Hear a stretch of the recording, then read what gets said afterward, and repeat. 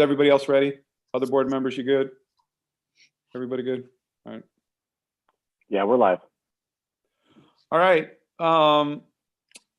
Adequate notice has been given, so we are going to start with the Pledge of Allegiance to the famous flag in Sean's office, as we always do.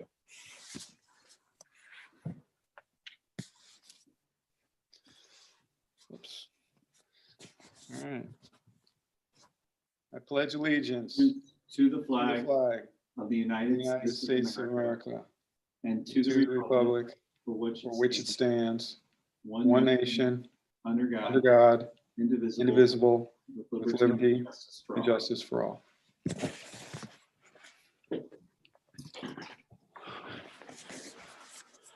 All righty. Thanks, and again, sorry we're starting a little bit late. A few technical challenges and a few challenges from board members jumping on. But so we are going to start with recognizing our own, and first up is the National Merit Scholars, and I'm going to hand it over to Sean. Thank you, Joe. So tonight we are going to recognize our National Merit Scholars, and we're being joined by our school principal, Dr. Dan Kaczewski, who is going to be helping us with this recognition. And so normally we would have our students at the board meeting, and we would normally have their parents there as well. And so we encourage them to join the board meeting on the live stream, so that way they can watch from home, and we are going to recognize each of the students. And then there's also been a certificate and a plaque that's been sent to the school, so that way they have something to remember this by. So what we're going to do first is recognize the 2021 National Merit semifinalists, and there were 11 students. And so we're just going to say their names, and so that way we can recognize them publicly. So first we have Corey Octoman. We have Luca Bassnet. We have Madeline Blatt. We have Pablo Buitrago. We have Josephine Gillette. Jack Hansel. Grace Homan. Donica Lee. Mason Petrovsky. William Reddington.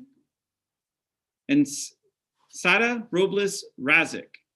So those are our semifinalists. So we want to give them a round of applause. And then we have our 2021 National Merit Commended Students. And we had 16 students that we are going to recognize. First, we have Julia Bout, Sarah Centeno, Disha Chatterjee, Ella Ferguson, Belle Gage, Carolyn Good, Noor Jareth, Maxwell Keller, Anastasia Kroger,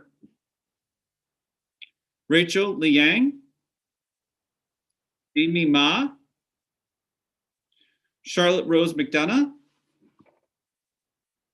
Siddhi Narayan, Olivia Whittle, Cameron Williams, and Carol Zhang.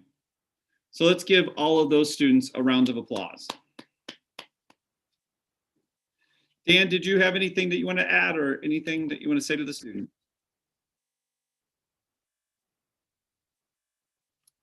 Other than thank you for representing us so well. You know, it's been challenging conditions over the past year, and you know, our students and families have persevered, and we always thank you know, our teachers and our staff and parents actually for all they do to support our kids. Thank you, Dan. And then next on our recognizing our own, we have, we're going to recognize Inclusive Schools Week. And I'm going to ask Robin Weens, our Assistant Superintendent of Student Services, to introduce this recognition. Thank you, Dr. Doherty. So Inclusive Schools Week is the first week of December, and this year was December 7th through 11th.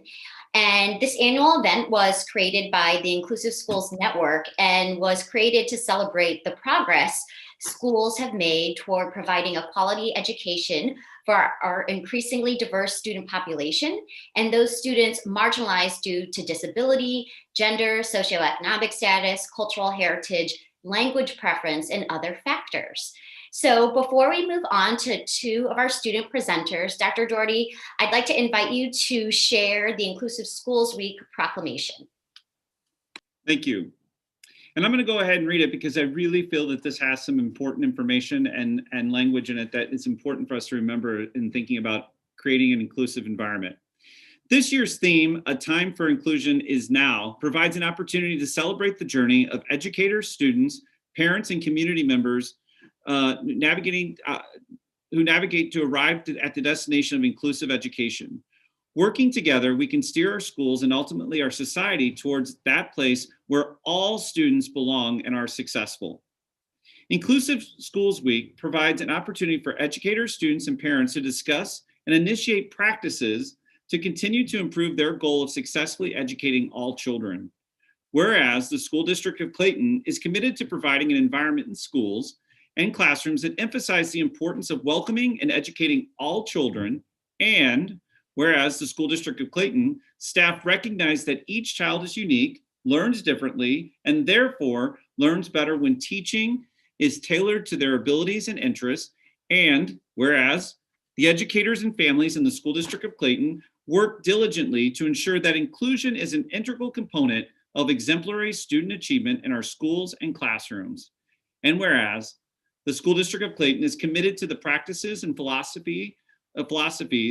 It is not possible for a school to be truly excellent unless it's equitable.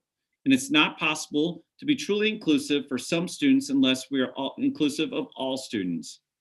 Whereas by the efforts to make our schools inclusive and our students well educated and aware, the staff and families of the School District of Clayton have contributed significantly to building a stronger and more inclusive environment.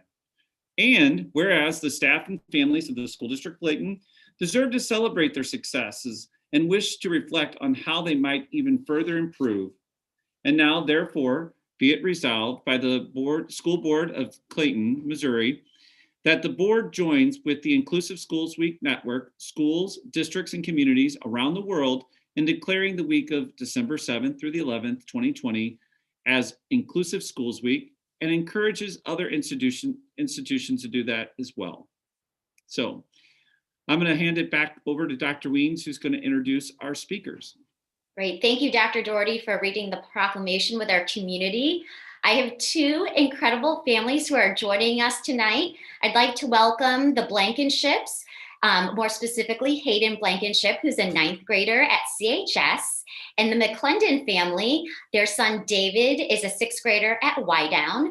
Hayden's mom Christina is the president of our PAC Ed, and David's mom Felice is a member of the PAC Ed steering committee. And Hayden and David are going to talk to us a little bit about Inclusive Schools Week.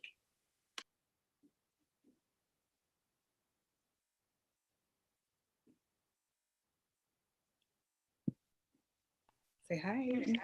Hi, Hayden. Say it again. He needs to hear you. Say hi, Hayden. That's Hayden. See him? Say hi, Hayden. Hi, Hayden.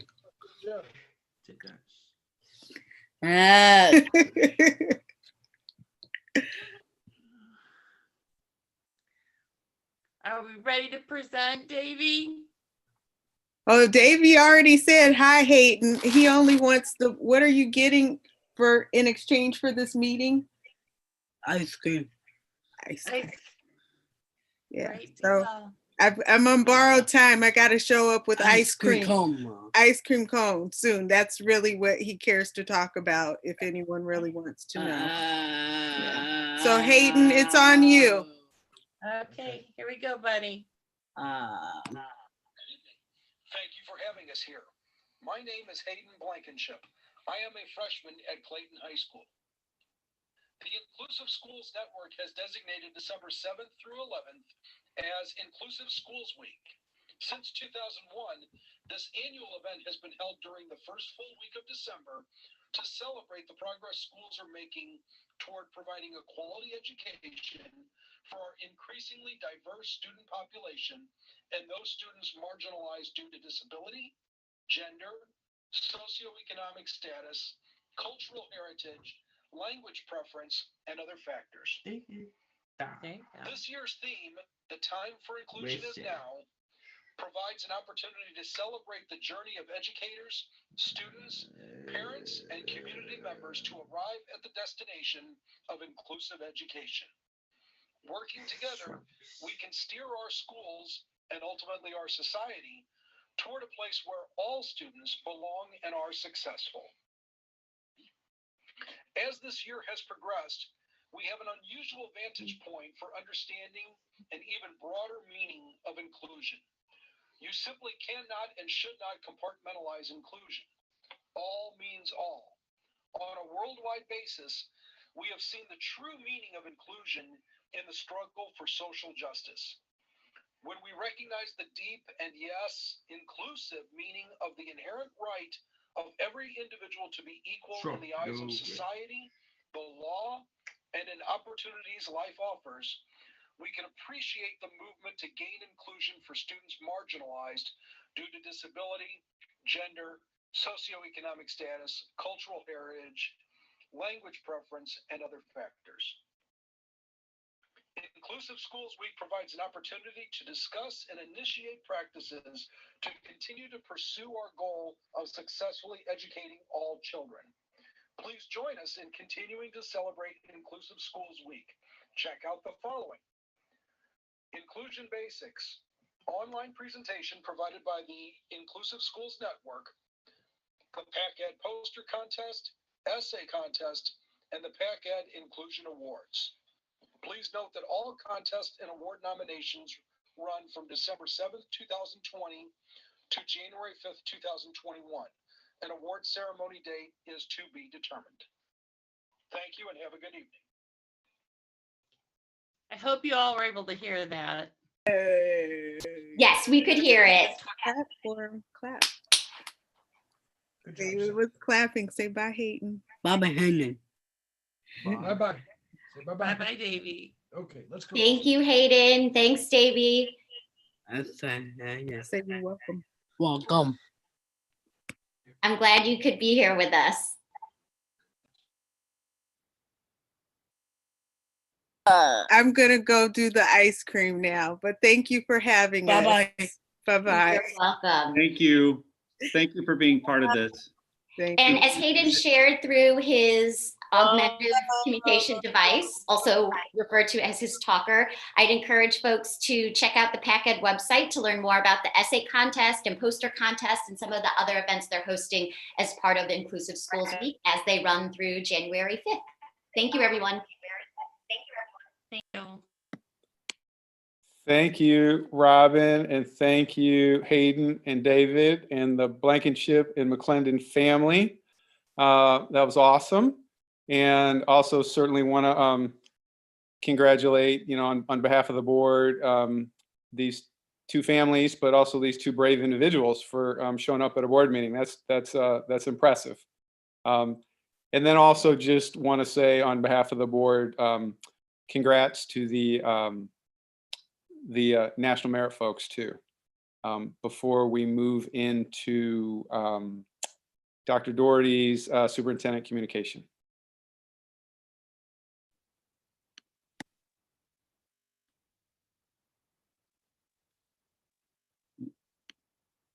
Thanks, Joe. I'm going to share my screen.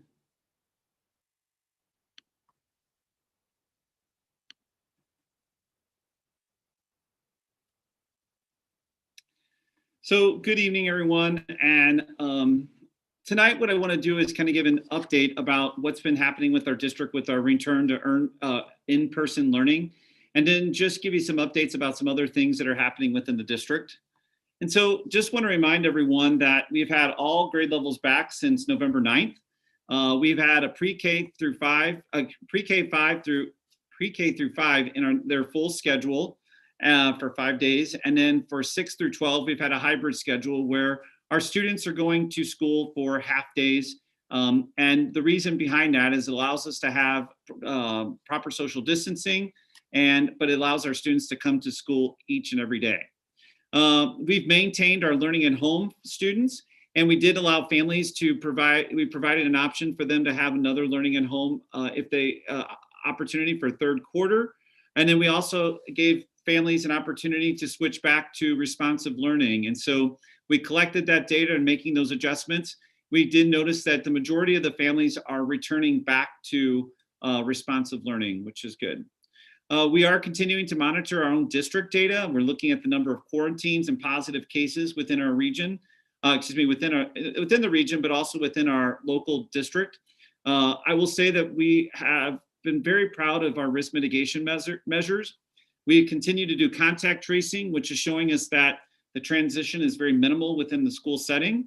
We've also had to do some quarantines though of athletic teams, but we're very proud of how the risk mitigation measures have been showing that they've been working. So. I will have to say and recognize that we have had a personalized approach from our nursing staff when we've had to do quarantines or reach out to families.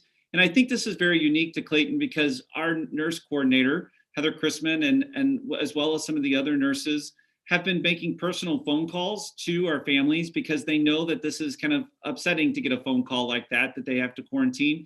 And it helps allows them to have some questions to be answered. And really, I feel like gives a personal approach and also helps people keep their mind at ease. So I really appreciate that. The other thing we've been doing is doing stakeholder surveys. We polled our staff and got some survey data from them. And then just last week, we took that survey data and pulled a working group of staff together to hear their concerns, thinking about second semester and ways that we can improve.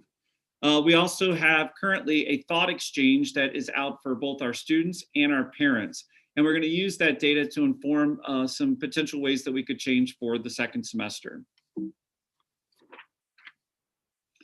We know that going back to this in-person learning was going to have both benefits and some challenges, and we recognize that.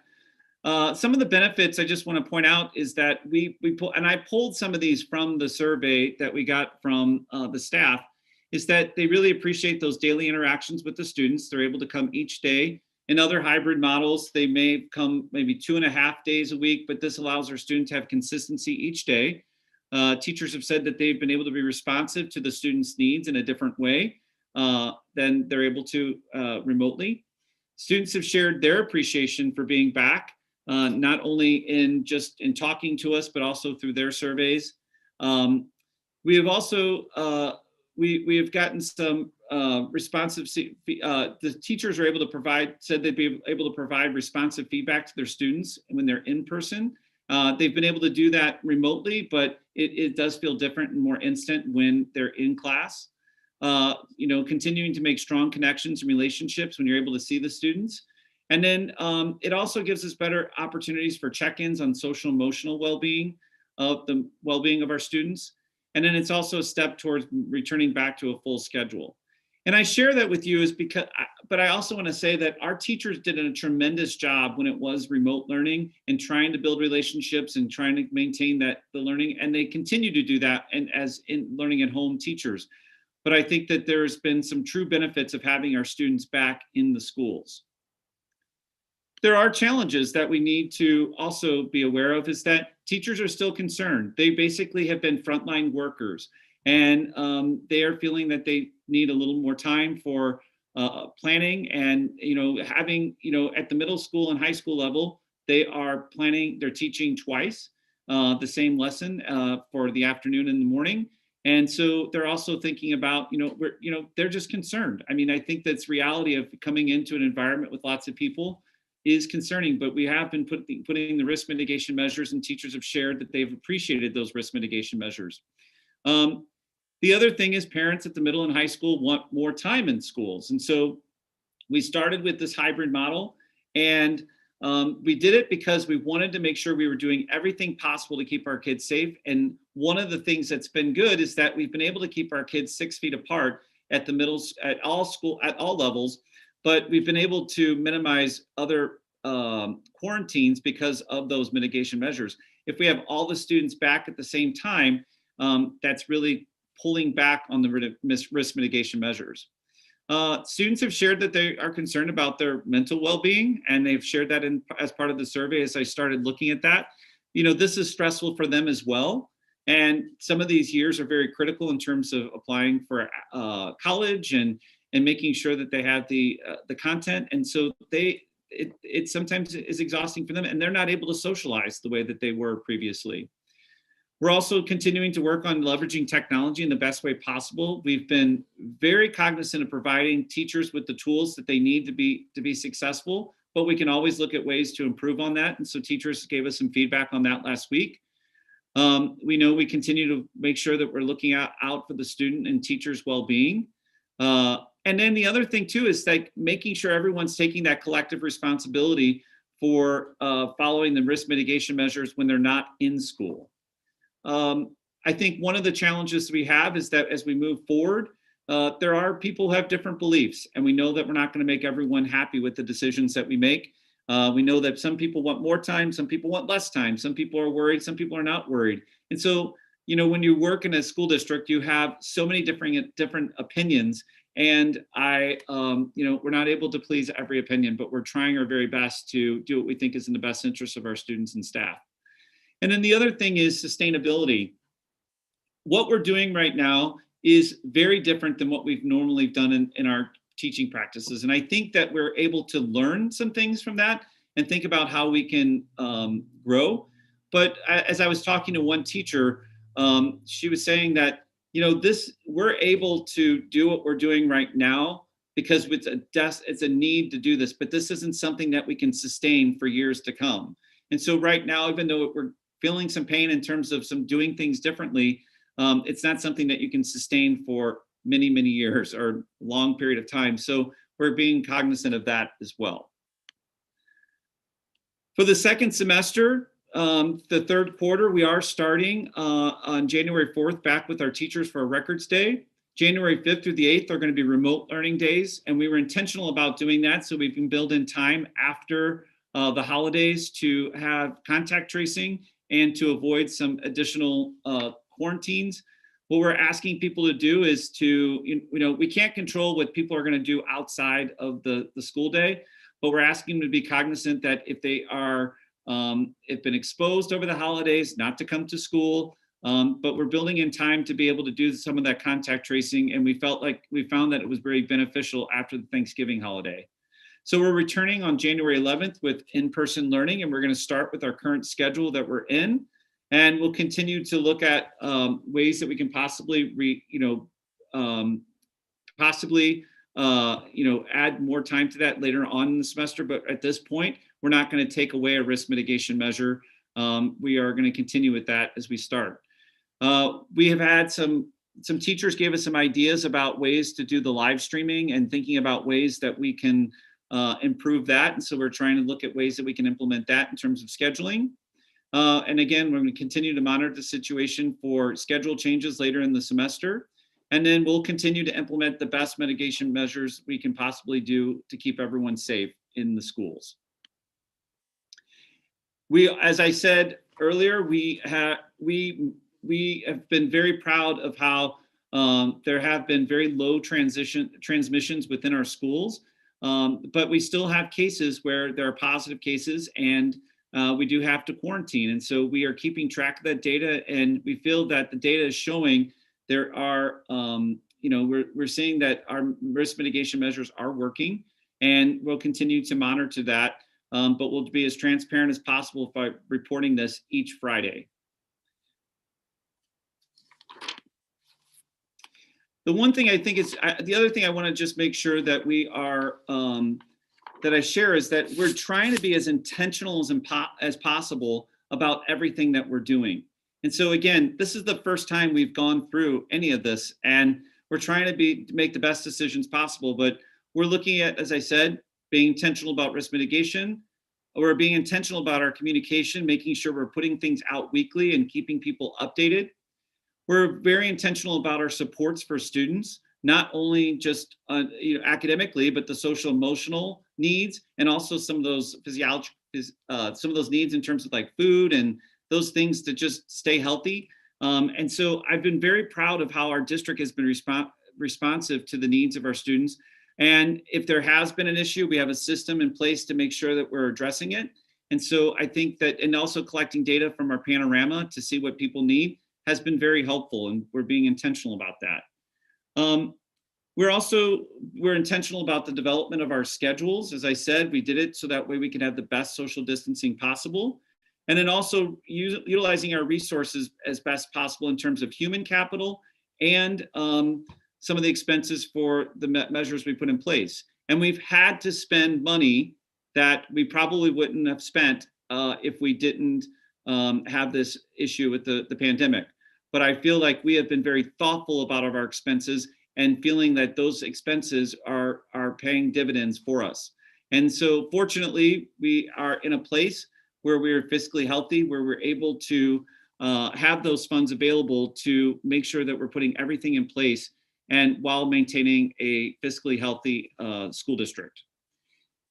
And then the other thing too is that we're looking at the best way to support the needs of our educators. And our educators gave us some good input last week and thinking about ways that we can make sure we're sustaining them, because if the teachers are emotionally healthy, physically healthy, then it's also ultimately going to have an impact on our students. And so we're trying to be as intentional as possible. The other thing I just think is important is that COVID is not the only thing that we're focusing on. We have to make sure that we're continuing to move forward with our work around the strategic plan. Tonight, I was able to be part of a meeting with all of our curriculum coordinators, and we're talking about the connections between deep learning, our profile of the graduate, and our strategic goals.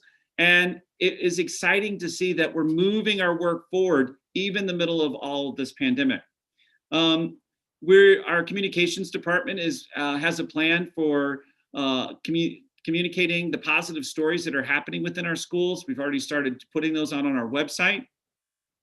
We're continuing to move forward with our hiring practices in terms of having a diversity recruitment event in January. And I thought, there's some people who are not moving forward with those kinds of opportunities because of everything going on, but our district is trying to be creative in a way to do that because it's important and it's a priority. We're continuing to do our professional development for teachers and making sure we're thinking about different ways to do that.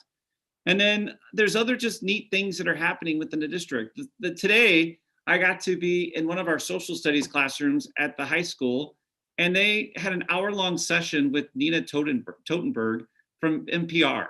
I mean, it was incredible. We were very fortunate that she has a relative that's in Clayton, and we were able to make that connection. But the teacher was able to make that happen. The students came up with such great questions, and it was an incredible learning experience.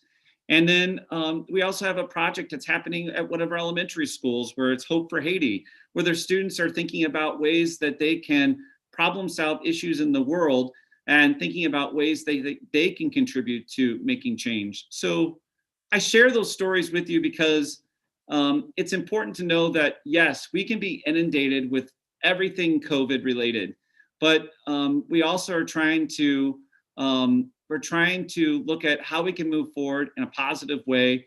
I am, as a leader of the district, I'm working to also, even when it's really hard, to maintain a positive tone and to look for silver linings, even though that's, that's hard. But we have to set the tone is that we're continuing to do what's best for our students and thinking about how we can move forward as a district. So I just wanted to share those things to you. I will have to say again, I have to thank our educators for doing such a tremendous job. Thank you to our families for what they have been doing to make sure that they are supporting the district and giving us input. I did want to also share that there's the thought of like how we've had to change systems within the district as well. So, but we're being flexible. So for example, at the high school, normally we have our final exams. So we build in a final exam schedule. So this year we've had to change that a little bit because we don't want students in 90-minute blocks. We're asking teachers to figure out how to do their assessments within their normal time. We're trying to protect instructional time as much as possible, but still putting in ways to have summative types of assessments or summative type of projects that are allowing us to see what our students are learning. And then the other thing too is that we are looking at our normal benchmark assessments so we can see where our students are in their, with the benchmarks. So that way we can reflect as a district and say, these are going to be some priorities that we need to focus on when our students, are fully back in their schedule. But I really do feel overall that our students are still continuing to move forward, no matter if they're learning at home or in-person learning. So I just said a lot to you. So did anybody have any questions about that before we move into our student update?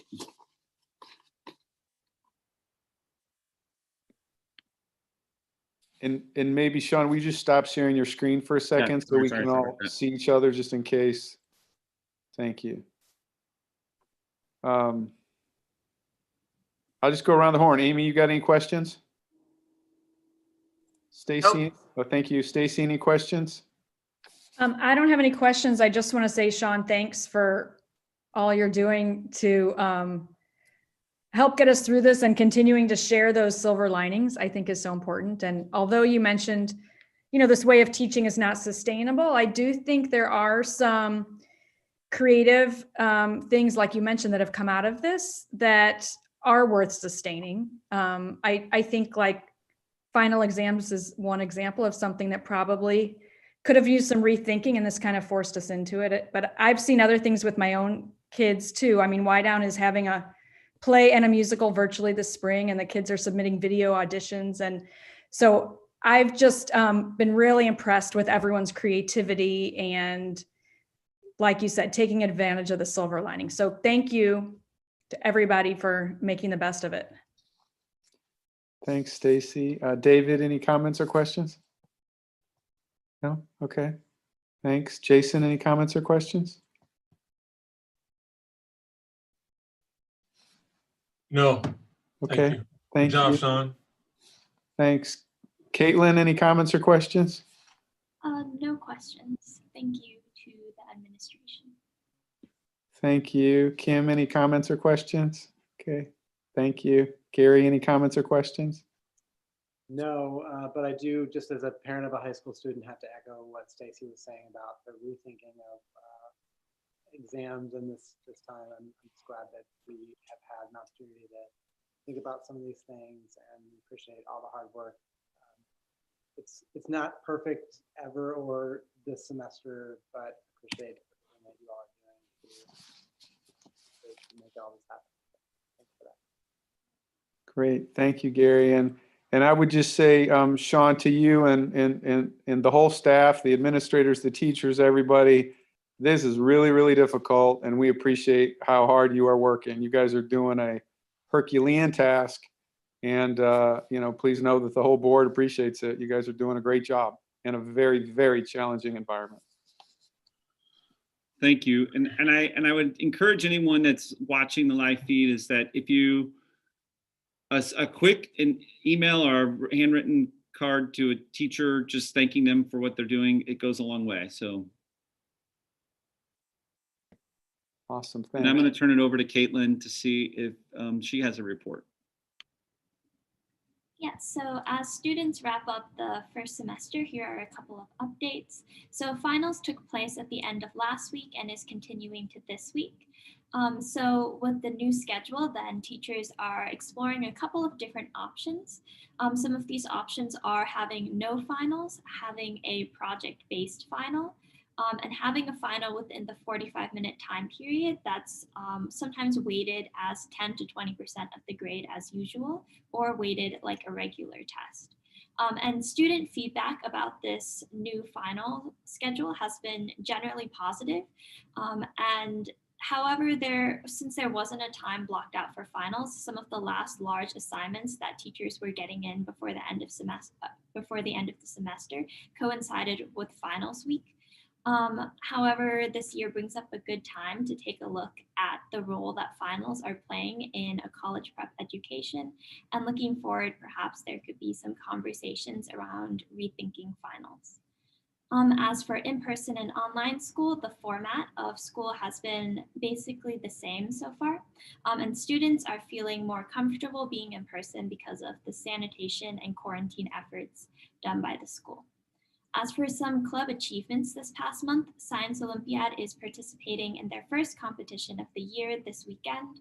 History Bowl won first in the junior varsity in the Missouri division of the National History Bowl, and Globe won several national awards for cover, opinion, and feature stories. Ivy Reed also placed second in the nation for Writer of the Year by the National Scholastic Press Association.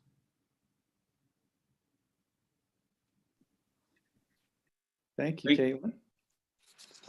So we're going to move on to 5.01, which is actually the fiscal year audit for the 2019-20 school year. I do want to just share that Mary Jo is going to go over it, and then just kind of, it's going to be a little bit seem out of sync because Mary Jo is going to go over it. We can ask any questions, and then we're going to move to an action item just to respect the fact that the auditors are with us. And then we'll go back to an information item. So just FYI for sequence for the board. So Mary Jo, I'm gonna hand it over to you and your team. All righty.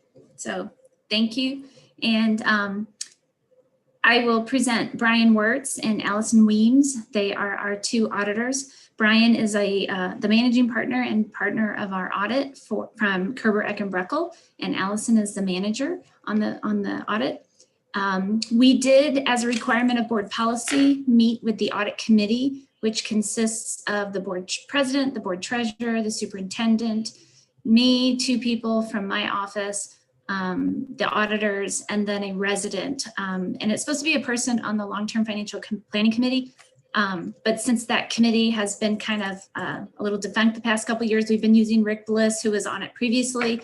And so he joined us and had an hour's worth of questions and went deep dive into the audit and even had to follow up with some questions from him. So we always appreciate his input. He is a very thorough resident and takes his job seriously on that committee.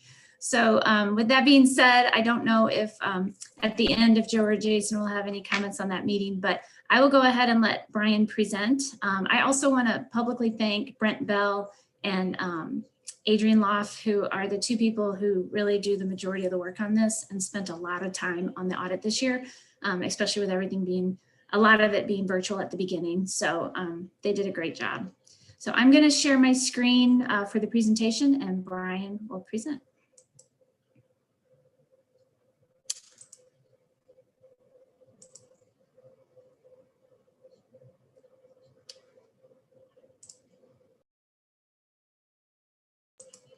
Can Brian unmute? I don't know. Can you hear me now? Yep, I can hear you. Yeah, I'm too old for this Zoom stuff. I have to get my kids down here to help me. You want to go to the next slide? As Mary Jo did state, we met with the finance committee on, I don't know what day, Monday or something. And so we went through all of this stuff in pretty much detail in the audited financial statements themselves and answered some questions, but this is just sort of an overview of an audit. And so we're just going to present that tonight. If you look at our audit opinion, there's an introductory paragraph, and then the first bullet point after that is management's responsibility, as what it means when we do an audit. And so it's management's responsibility to prepare the financial statements in accordance with GAAP, which is generally accepted accounting principles, and to basically select the accounting principles to be used to prepare the financial statements. So the accrual basis of accounting is used for the government-wide financial statements and business type activities and the aggregate remaining fund information. And the modified accrual basis is used for the fund financial statements. So the full accrual basis of accounting is much like a for-profit entity. And then the modified accrual basis, the significant differences between the two is how we record fixed assets and debt.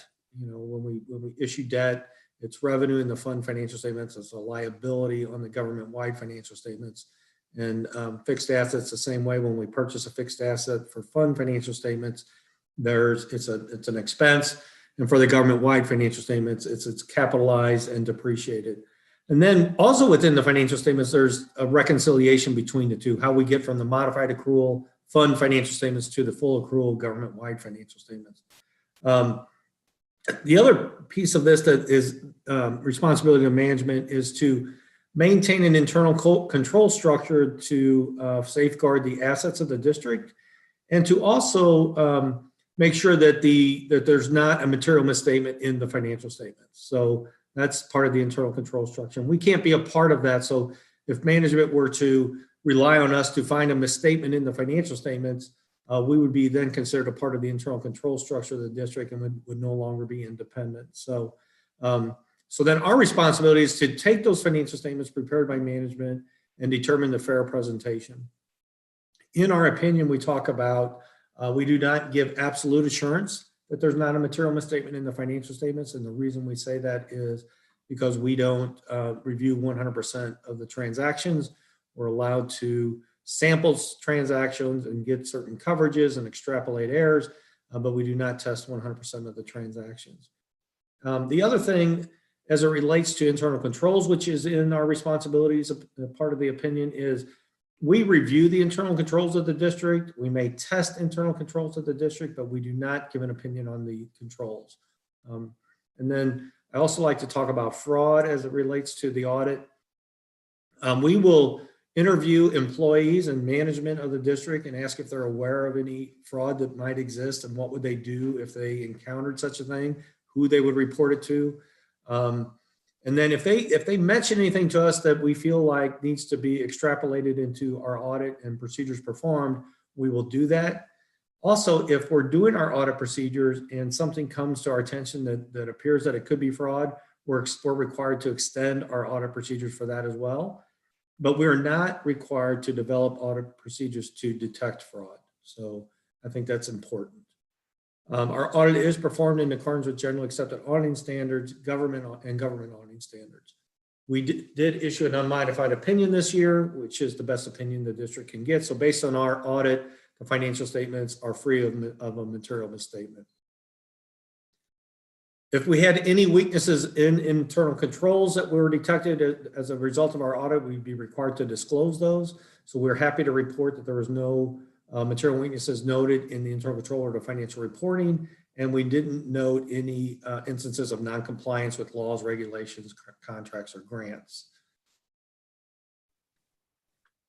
Part of the audit is as it relates to Missouri laws and regulations, as it relates to budgetary and disbursement procedures and accurate disclosure of attendance.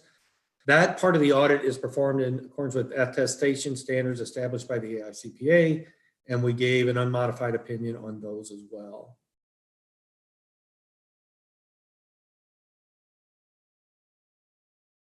Other required communications. The significant accounting policies are described in Note 1 to the financial statements. As we discussed before, we use the accrual basis of accounting for the government-wide financial statements and the modified accrual for the fund financial statements. There were no new accounting policies adopted, and application of existing policies were not changed during the year. There are significant estimates in these financial statements. Most significantly, the net pension liability, the district's proportionate share of the PSRS and the peers, and also the other post-employment benefit obligation, that's OPEB. These estimates are significant. They're basically prepared by actuarial information. And so we determined that the assumptions used are reasonable based on historical information. And that's what we're required to do from an audit perspective. No transactions lacked authoritative guidance. The financial statement disclosures are neutral, consistent, and clear. Other than the pension, I would say that's a pretty extensive footnote, and there's a lot of information in there. We encountered no difficulties in performing our audit and had no disagreements with management.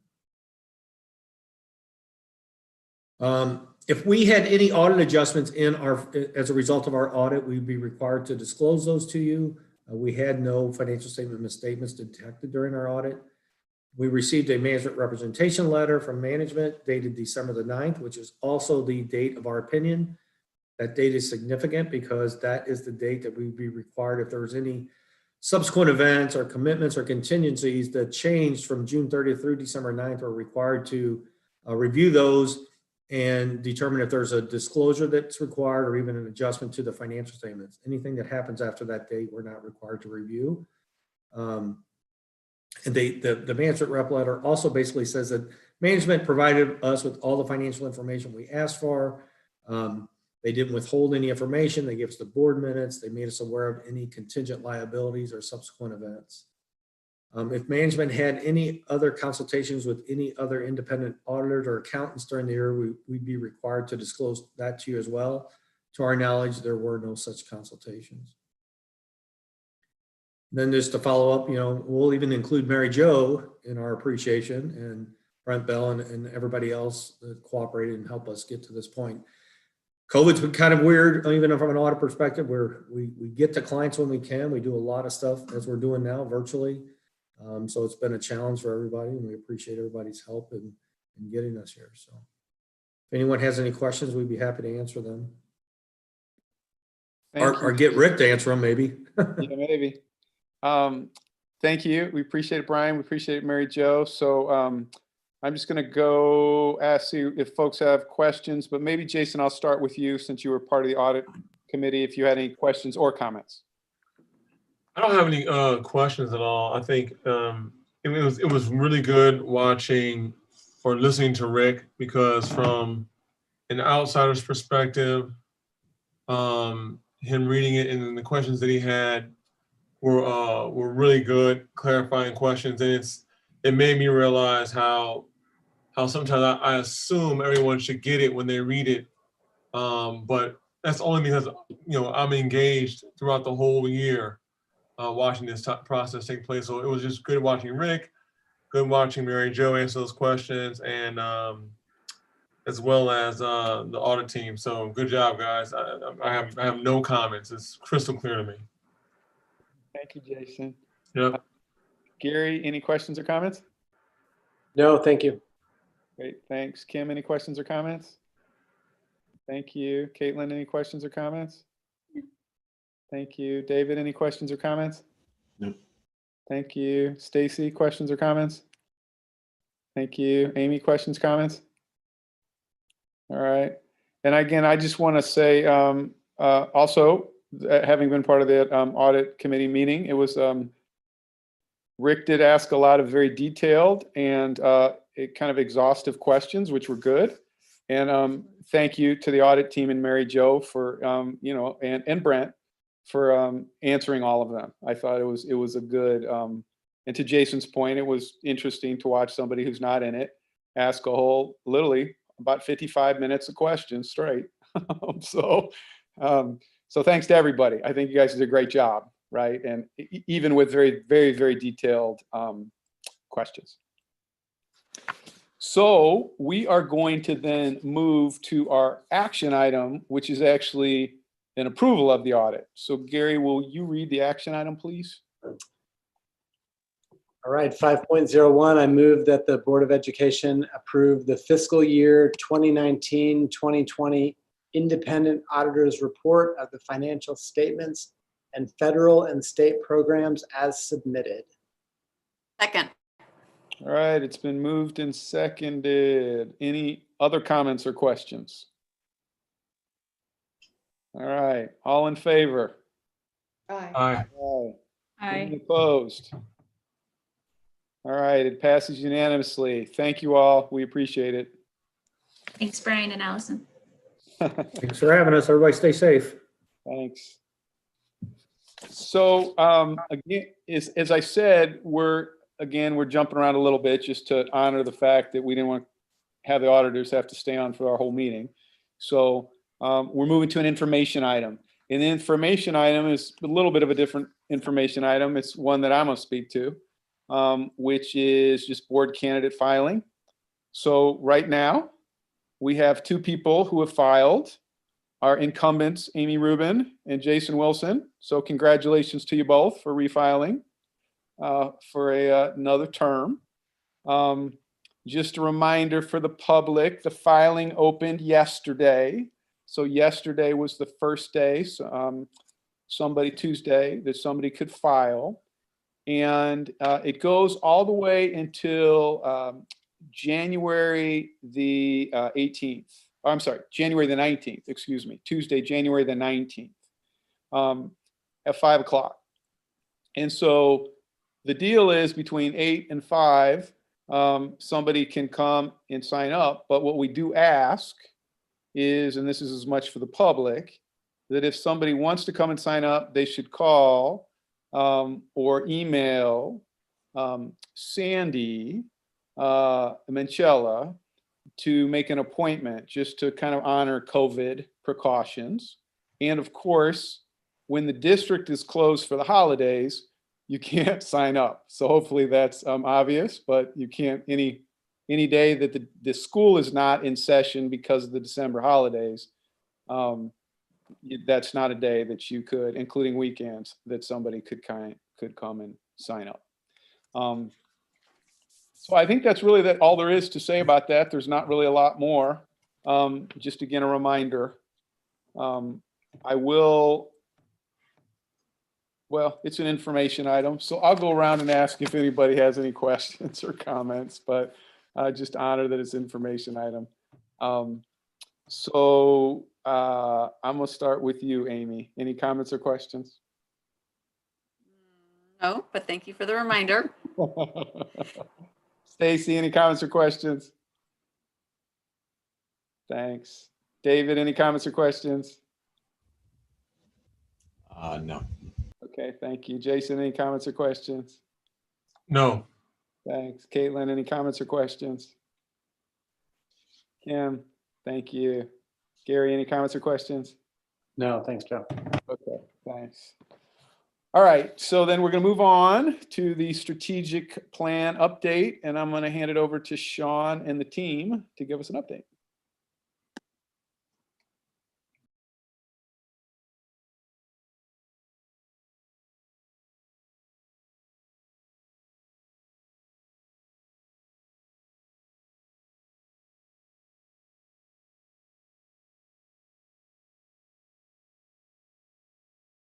Sorry. So thank you, Joe. So tonight we're going to be giving an update about our strategic plan. And in November, the Board of Education approved our most recent strategic plan. We have been working on it for some time, about 1.5 years. And so we were very excited in November to get it passed. We feel very positive about our strategic plan. And the goals tonight is to inform the board and the public about the action steps that we're moving towards reaching those goals and objectives. And so we're not asking to change the scope of the strategic plan. We're not changing like the objectives or the goals. It's just to make sure that the board is informed about what is happening. Also to ask any questions. This is not going to be a comprehensive list of everything we're going to be doing around this strategic plan for the next 3 years, because it's going to be very fluid. We're going to be monitoring our data very closely. We're going to be seeing whether or not we need to adjust those action steps, and then coming back to it every year, that evergreen model, to see what adjustments we need to make. So as a reminder, we built this strategic plan in thinking about, as an excellent school district, how do we become, how do we become transformational in our approach? And it's opportunity for us to be thinking about different approaches, thinking about ways that we can approach learning in new ways. And I know coming out of the pandemic, we might be able to learn some things about what we had to do this past year that could influence some of the things we do in the future.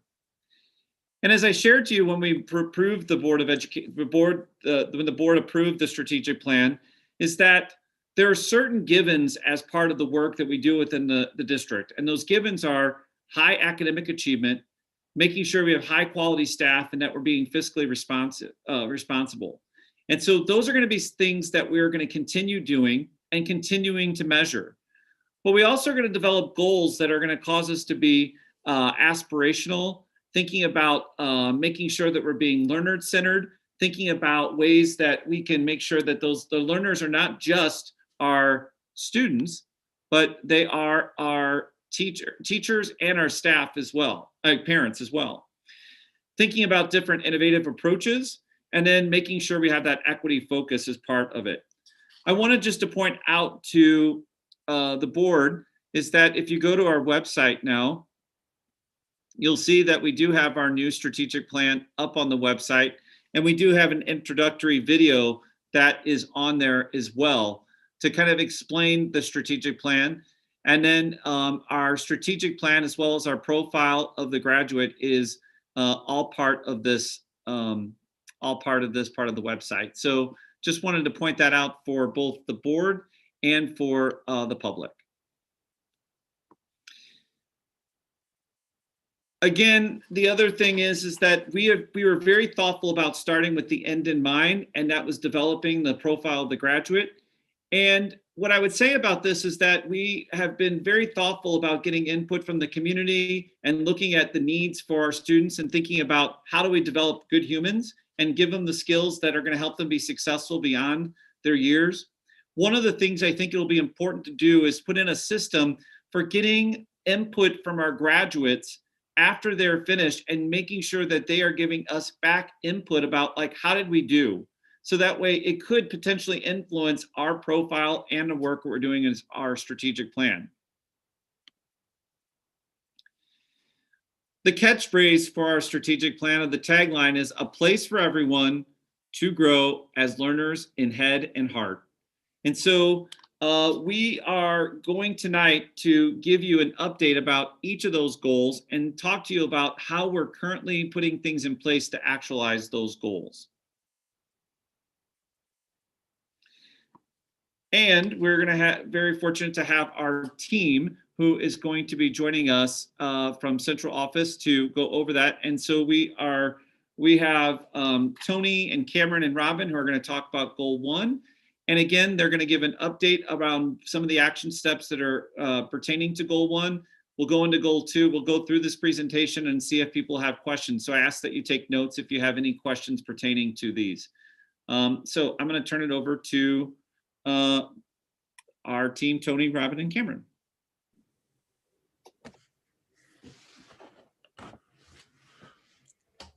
Thanks, Sean. So looking at the first point under the goal for goal 1, talks about anti-bias and anti-racist learning sessions being implemented, for all district personnel. That's something that's beginning to take shape.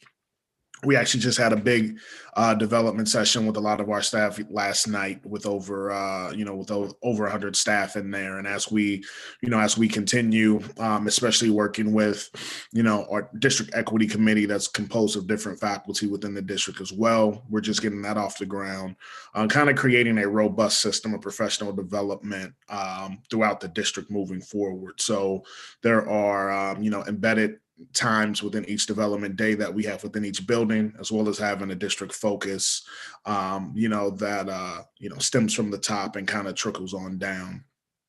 And then also for our cohorted teachers. So as you come in as a year 1 teacher, this is your equity training experience, then into year 2, year 3.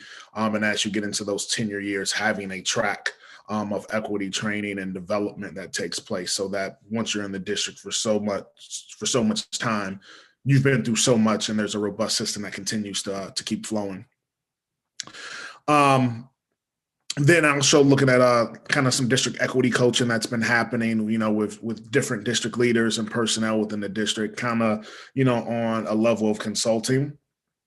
So when different issues arise, just from a district standpoint, I've been tapped a lot in terms of helping to problem solve and go through different situations. So almost, I guess, like an equity coach, kind of, being there, to help mitigate different situations before they reach a certain level of inequity.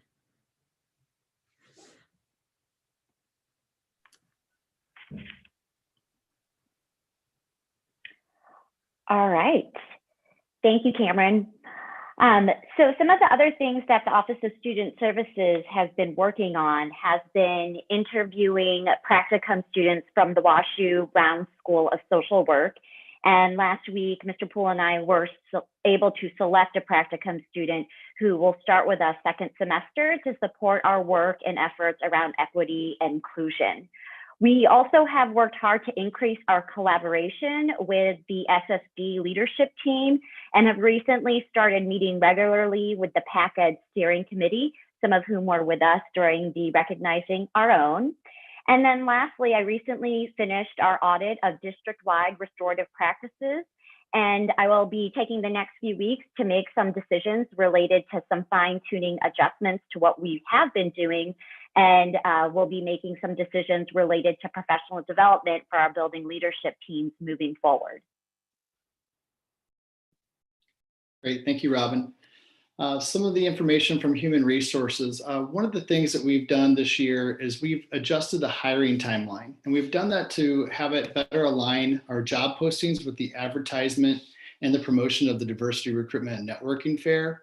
So this year we were really intentional in posting our positions early, so we could have all that go together seamlessly. So we posted the openings last week, and they will close the week after the Diversity Recruitment and Networking Fair. This timeline will provide us with an earlier recruitment period and also help attract talent to the January recruitment event. Our hope would be that many of our diverse applicants that we interview at the fair will be personally invited back to interview at the building level after the event. We also developed and began the implementation of stay interviews with teachers of color as a process to monitor how we can continue to increase our staff retention. I believe that the stay interviews is one of the best tools that we can implement for measuring employee engagement. It's a focused effort that will help us collect one-on-one feedback that can provide us with ways to better understand why employees stay, why people enjoy working, what they enjoy working about, what they enjoy about working in the school district of Clayton, and what might cause them to leave. I also think this information will allow us to look at our systems and design individual plans to help with teacher retention. The stay interview started this month, and we're focusing initially on our non-tenured teachers of color. And the goal would be to have all teachers of color in the district to be offered a time to participate in a one-on-one conversation with myself before the end of February of 2021. A huge focus this year has been on creating new recruitment materials that focus on the district's equity initiatives, and the communications office has been a huge partner in this work. We are creating a hiring data visual pictograph that will indicate all of our work that we've done in this area with hiring. So it will reflect the hires that we had last year of teachers and administrators of color being at 44%, so we can show the efforts in our work in this area. Our current teachers of color are featured in advertising campaign for the Diversity Recruitment and Networking Fair, from quotes and pictures that we'll have out on social media, as well as short video clips with each featuring a different staff member sharing their personal experience working in the district and what they appreciate about working here. We're also going to develop a Clayton recruitment video featuring our equity work and diversity that we can use beyond the recruitment fair. And then we will have promotional ads on the radio stations 100.3, 104.9 after winter break promoting the fair. And finally, we're currently in the works of developing a diversity hiring statement regarding the district's commitment to attracting a diverse teaching force and finding the best candidates for our positions in service of our students. So all that'll be focused on recruiting, developing, and retaining that talented, diverse staff that we want to have to reflect our student population. Goal 2 is we'll commit to the educational growth of our learners through an equitable, personalized, and individualized learning experience. So I'm going to turn it over to our central office staff, and I think we're going to start with Robin on this one. Thank you, Dr. Doherty. We continue to have a focus on the gifted identification process to make sure we're continuing to make progress toward meeting or exceeding our equity index goals, as I've previously described in other equity updates. I am pleased to announce that we finished our fall round of gifted identification. So many families may have received some letters in the mail this week. And I just wanted to thank all the gifted specialists, our gifted coordinator, Megan Montero, and then the teaching and learning office, and also the rest of the student services team to help make the process run so smoothly during a pandemic. And we had about 20% of our students who were eligible for individual evaluation actually defer their evaluation until the spring. So there are about 20 more students who we will be evaluating for the gifted program, but their families were given an option as to whether or not they wanted to do it this fall or in the spring because of the pandemic. And so we still have about 20 more students who we would like to look at individually next semester. However, we did have, about 70-ish families that we did work with to have their students evaluated. And I was pleased with the representation, that we achieved through this fall's round of identification. I was concerned that because we had 20% of the families defer until second semester, that we might lose some of the progress that we had made last year, but I'm happy to say that we were able to maintain that progress. And so our representation of across the 338 students who are now identified in grades 2 through 8, 20% of them are Asian, 7% of them are Black, 1% of them are Hispanic, 11% of them are multiracial, and 61% of them are white. And so this is very close to how we finished last school year. Thanks, Robin. The terms personalized and individualized learning are omnipresent in our strategic plan. And these words in education, while having definitions, can be nuanced in many different ways depending on an educator's experience, the literature that they read, or the philosophies that they hold. So it's imperative as a district that we hold a shared and collective definition of these terms and approach our work with learners from this shared space. So in order to do that, we have a couple things in place. So currently as a coordinators council, we're engaged in shared learning about deep learning. This is the work of Michael Fullen and Joanna McKechnie. And the mantra from deep learning is engage the world, change the world. Deep learning is based on global competencies. These competencies are skills and attributes needed for learners to thrive as citizens. The deep learning competencies parallel our district profile of the graduate, and they include such things as character, citizenship, collaboration, communication, creativity, and critical thinking. The premise behind deep learning is to shift learning to authentic, engaging, learner-centered work. Similar to deep learning, project-based learning is a teaching method in which learners learn by actively engaging in real-world and personally meaningful projects where they solve problems or answer complex questions. In PBL, the project is the vehicle for teaching the important knowledge and skills learners need to learn. The project contains and frames curriculum and instruction. By having representative curriculum leaders participate in these learning experiences, we can more quickly and effectively influence curriculum writing to take on a more personalized approach for learners, allowing them to have more agency in their learning. Additionally, each of our content areas that make enrollment recommendations between 8th and 9th grade are currently working on refining those practices to remove barriers and correct discrepancies in representation and enrollment. A part of this work will include the incorporation of learner voice in providing us with feedback on successful culturally responsive teachers and their practices. And then the last piece is about Clayton High School and how they've identified a goal that focuses on assuring that our grading policies disrupt inequities. The high school has approached their work through the use of Joe Feldman's book, Grading for Equity, to adopt universal grading practices at the high school that embodied the principles Feldman lays out in his book. He wants grades to be accurate, bias resistant, and motivational. So our incremental changes have included a universal grading scale from 50 to 100%, feedback loops that include multiple opportunities for practice with formative assessments prior to student receiving summative grades, and then the separation of behavior from achievement and grades. So removing participation and effort from grades is an example of that. The middle school is also embarking on a similar study and is committed to a universal grading scale parallel to the high school already.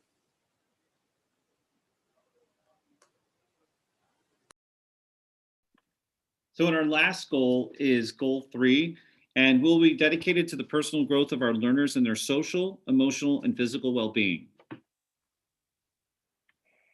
So earlier this year, our social work and counseling team partnered with the Clayton Education Fund and the PTOs to raise funds to support our building-based food pantries and our families who are struggling to meet their basic needs for their students.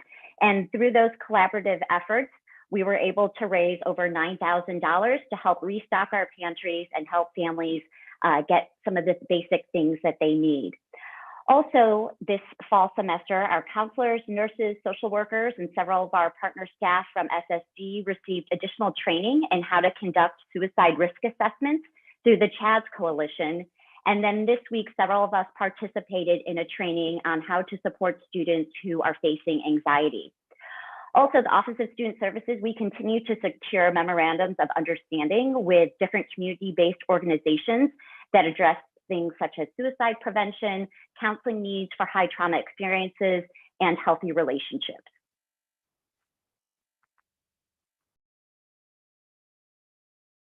Thank you to the administrative team. I'm going to stop sharing.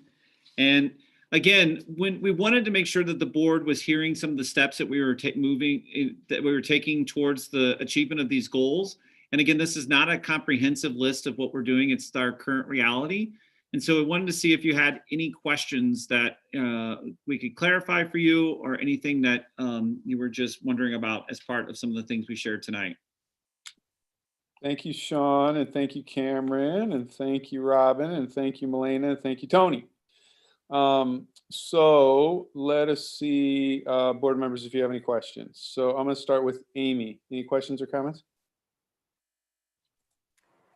I don't necessarily have any questions, but I'll say that I want to thank you guys for continuing to work on this and to come up with a plan that's so intentional and is going to work for our school district, especially in light of what we've been going through since last March. I really appreciate your continuance to work on it and have it at the forefront of your to-do list. Thanks, Thank you. Stacy, any comments or questions? Yes, thank you. And I would just say, I'm so happy to see that so many of these were things that we've already been doing. So it's nice to see how well those fit in with the practices we have been working on are already fitting in with our strategic plan, because we've already been implementing a lot of this. And I really appreciate all the time all of the administrators and coordination teams and teacher leadership has put into this, because I think all of these steps for each of these goals are very intentional, well thought out, very thorough. So thank you for all of your work on this. My only question, and this is very small, and is that on goal 3, it seemed like everything, Robin, you were mentioning was focusing maybe more on social and emotional well-being and not on physical. So I didn't know if there were some other comments you had about physical well-being, or if maybe that ties into some of those partner organizations too. At this point in time, most of my work has been focusing on the social emotional learning, simply because of the challenges we know our students are facing related to the pandemic. We are certainly always looking at things like, our health curriculum and where are some opportunities, to adjust that to fit kind of what we're doing right now, given the circumstances of some of our students learning at home, some of our students being in the building. But I will say the primary focus over the last couple of months has certainly been on the social emotional piece, just because it's been something that has come through in both our student and staff surveys. Right, which is understandable. I just wanted to ask because I know the physical well-being is mentioned in that goal as well. So thank you. Thank you, Stacy. David, any comments or questions? No, none there. Thank you. Jason, any comments or questions? No major questions. Just Milena, you mentioned removing participation, and what else did you say again? I think I said participation and hold on, I have to scroll back. I think it was effort. Effort. Okay. So it's like the idea of separating behavior and achievement, and reporting on achievement and treating behavior as something that we report differently to families. Interesting. Gotcha. Is that something, like, how did you all come up with that as a strategy? I mean, where did that come from? And was that one of the books you mentioned or authors you mentioned? Yeah, and it's some of the beliefs around like some of the gurus related to grading and everything that the grade should really reflect the academic side of things, and that the behaviors are things that one should address. Not so if I'm nice, I shouldn't get an A. That my grade should reflect what I'm doing towards the standards, and that the other behavior kinds of things are handled differently with students. And so like our elementary report card has done that for a long time, has separated, so that first page of the report card that talks about the approaches to learning is sort of the behavioral part, and then the standards for the grades. So it's paralleling some of that work that we did at the elementary level. I like that. That stuck out. That was really good. I'm glad you mentioned that. For the most part, it's all good. I think you all are doing a good job. I mean, anybody right now who's eager to see change and who understands like the historicals when it comes to education and its slowness to change and be progressive, or to get caught up to 2020, could say anything right now. But I want to see. I think my goal is to sit back and allow you all to allow your plan to develop. So. You're off to a great start, and I appreciate it, and keep up the good work. Thanks, Jason. Kim, any comments or questions? Okay, thank you. Caitlin, any comments or questions? Yeah, just a comment. From my conversations with the students, it seems like grading for equity is something that particularly resonates with them. So thank you for doing work around that. And I'm interested in seeing how that progresses and reporting about it to the students. Thank you. Gary, any comments or questions? Just quick comment. I appreciate all the continued effort at this. I have to overcome my own natural inclination to jump back in after we spent a lot of time over the summer and early fall. But I appreciate the staff's effort to continue to work on this and develop the specific steps to implement the things that we approved. So thank you all for your work on it. And yeah, it's great. Thanks, Gary. And I would just say, for my part, I think, great job. And I really do love a place for everyone to grow as learners in head and heart. I think that's fantastic, by the way. So I really appreciate, and I appreciate you breaking it out that way and speaking to those three pieces, because I think if we really truly achieve that for all students, we'll be like worldwide, right? We won't just be nation wide, we'll be worldwide. That's pretty awesome. So thank you. And Joe, can I just say something about that? That really came out, a lot of the work that came out of the subcommittee, and it was interesting. I was in a meeting this afternoon with some teachers, and one of the teachers said something like, I just put it all together, like the phrase, and she said, I really like, and so it made us think that we really do need to do something that's more like a specific rollout communication wise, in terms of we put it on the website, but making sure that people understand what we mean by that phrase, and making sure that they're seeing this visible in our schools and visible in our buildings. So that's going to be a next step for us as well. Awesome. Thank you. So we are going to move on to study items. And the first study item is 8.01. It's the first reading of policy DC, taxing and borrowing. Very exciting. And I think this is Mary Jo. The audit and exciting board policies all in one night. What can I say? So this policy, believe it or not, was too wordy. And so basically the MSBA, they decided to kind of tone it down. I guess a lot of times they reiterate what is exactly in statute, and this time they decided to remove it. So the part that they're removing, they actually added last April, and they decided to take it back out. So it simplifies the policy is basically what it does. And then it takes one more item and adds to it an allowable mechanism of financing, which is one that is in statute and we used through the Center of Clayton, the COPS financing. It just wasn't always in policy. So it was allowed by law, but it wasn't in policy. So they added it into people's policies. So that's all it is. Gotcha. Thank you. So I'm just going to go around and see if folks have questions or comments. Gary, any comments or questions about this one? No, thanks, Joe. Thank you. Caitlin, any comments or questions? Thank you. Jason, any comments or questions? Nope, thank you. Thank you. Kim, any comments or questions? Thank you. David, any comments or questions? No. Thank you. Stacy, any comments or questions? Thank you. Amy, any comments or questions? Nope.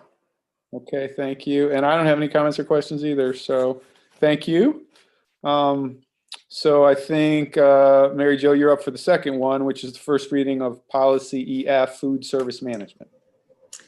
So I think they changed it to a three-year cycle. The state does a food service audit on us, and it's a very detailed, in-depth internal audit.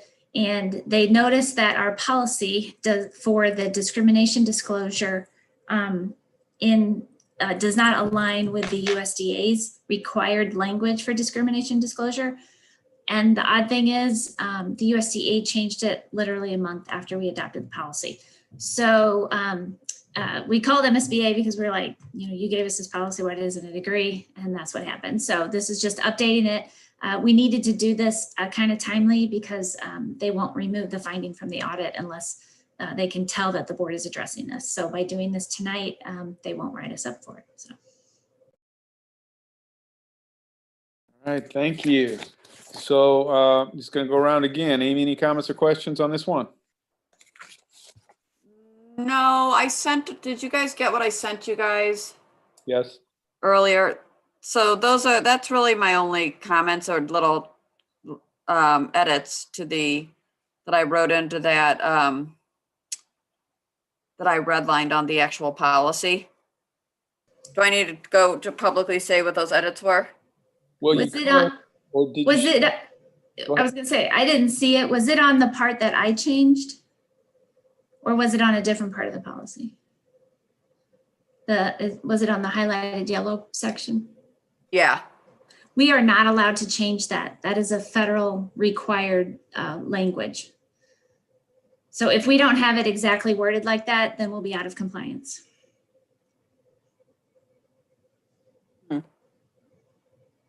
So it sounds like maybe offline, Amy, you could talk to Mary Jo about that.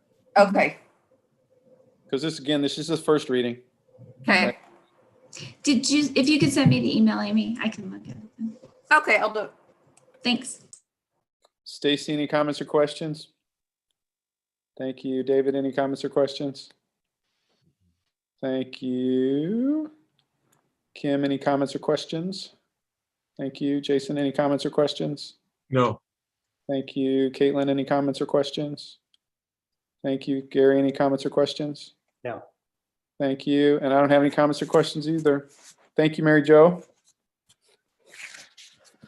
Okay, so now we're going to move on to action items or another set of action items, I should say. And the first one is the second reading and approval of policy GBEBB, employee alcohol and drug testing. Will you please read the motion, Gary?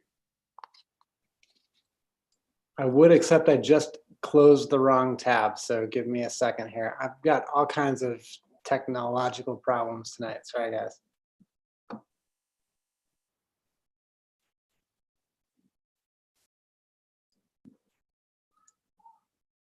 Do you have it, or I can read it if you want? I have it. Yeah, sorry, I'm just opening board docs back up. Sorry, I just literally closed the wrong tab. Okay. Sorry. Well, while you're doing that, I'll read this one, right? So it's that the board approve the second reading and adoption of policy GBEBB, employee alcohol and drug testing as presented. Second. All right, it's been moved and seconded. Any comments or questions?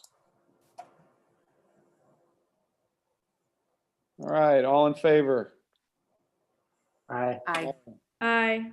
Any opposed? All right, thank you. It passes unanimously.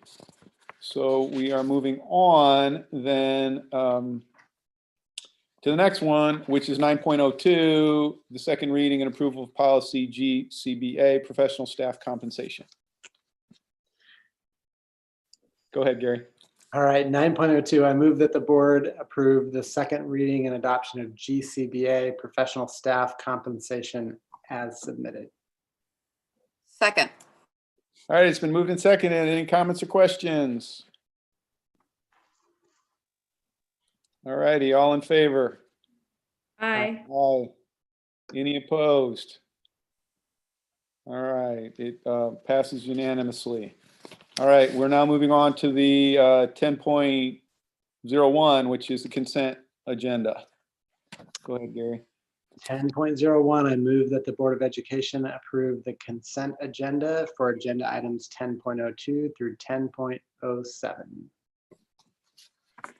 Second. All right, it's been moved and seconded. The consent agenda. Any comments or questions? Can I just make a quick, can I have a question? You Or do can. I need to pull it out of the consent agenda? It depends. Is it a comment or a question? The question.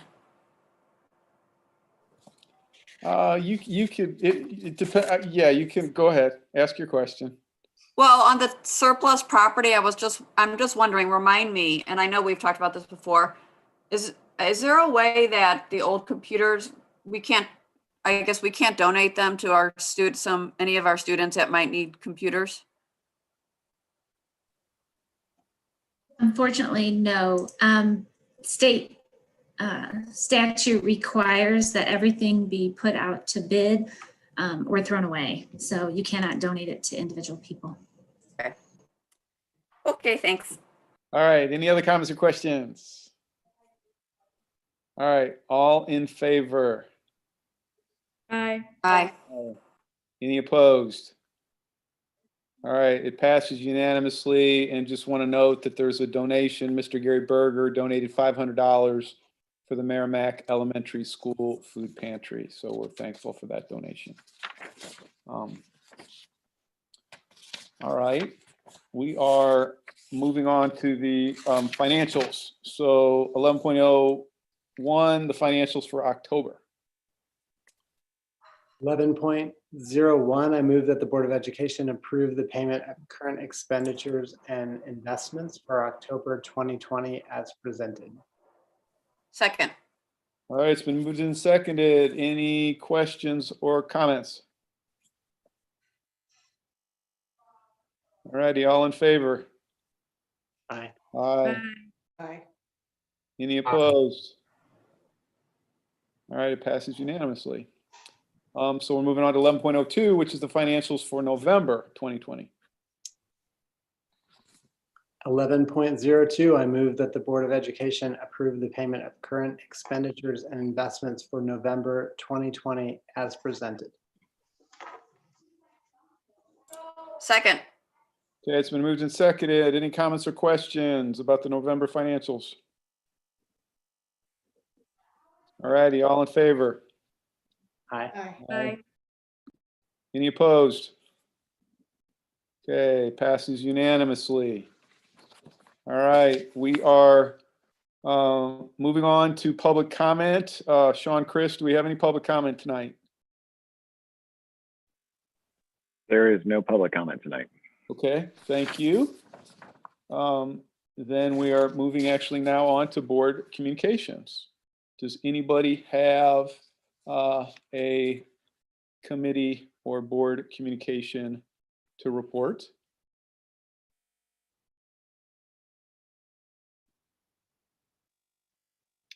Joe, I just want to let you know that we got an email today that they are going to start the legislative advocacy meetings again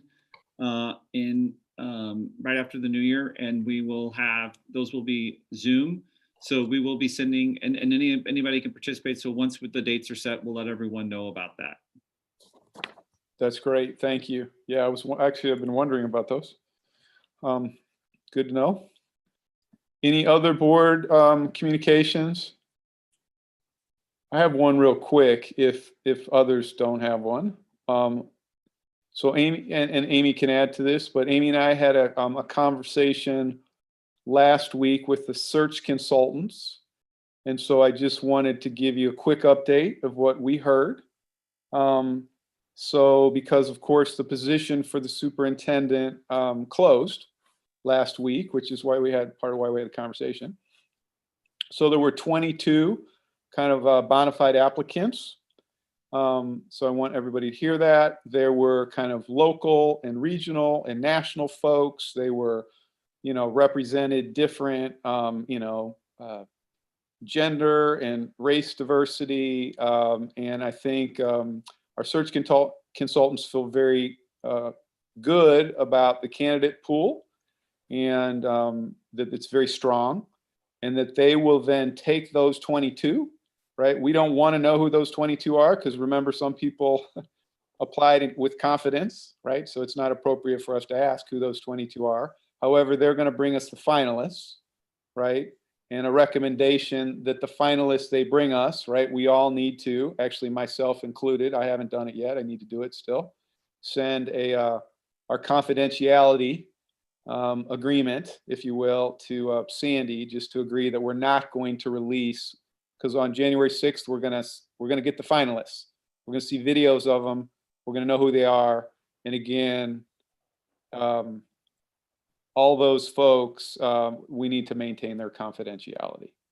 So that's what, maybe I'll just say one other thing real quickly, and then see, Amy, if you want to add anything. We are, of course, then going to be planning for, right? We, the board, will select of the finalists, our finalists, right? Whether it's a big group, small group, right? We're going to winnow it down probably even further. And then we'll have interviews.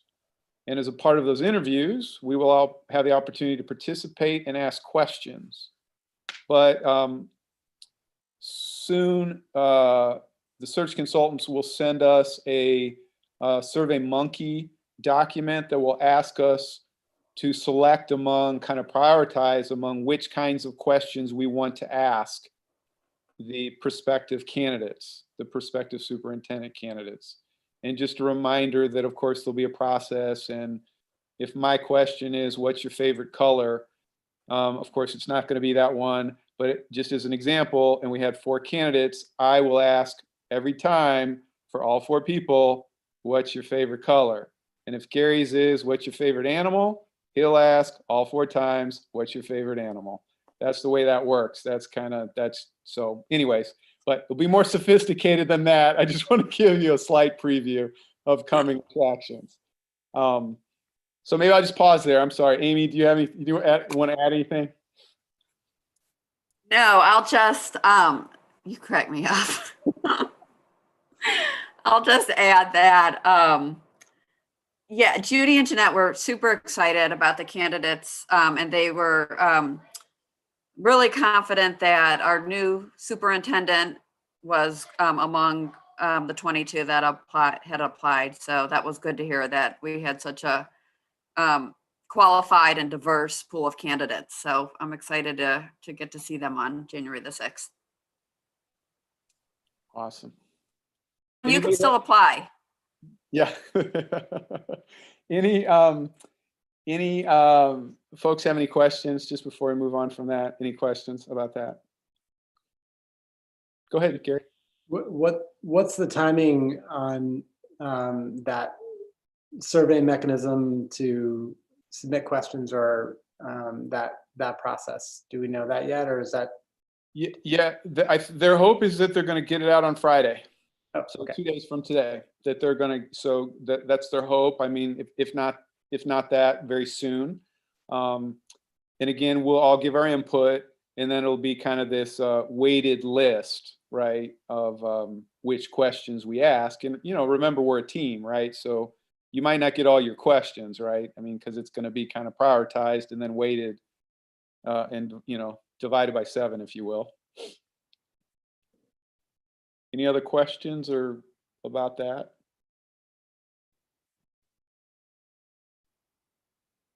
Okay.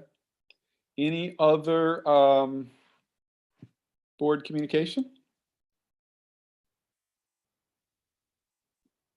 Joe, I didn't know if we mentioned earlier during the audit about the long-term financial planning committee meeting that we used to have, and I just think it's important that people know that a subcommittee Jason and Joe and David have been meeting to re-envision that with Mary Jo and me. And we are excited about some of the things that we're going to be doing with that group. So I just think it's important to put it out there that that's something that it's being re-envisioned.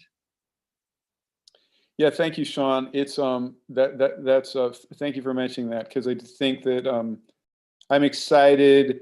We're in the process of kind of figuring out who's going to be on that, right? Mary Jo and Sean and myself and Jason and David will be kind of as administration board representatives, but we're working through who's going to be on that from a community perspective. And I think we have some great, very, very solid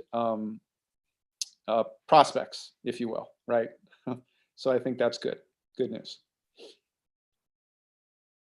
Anything else? All right. I guess we need a motion to adjourn. All right, I move that the Board of Education adjourn. Second. All right. All in favor? Aye. Aye. Any opposed?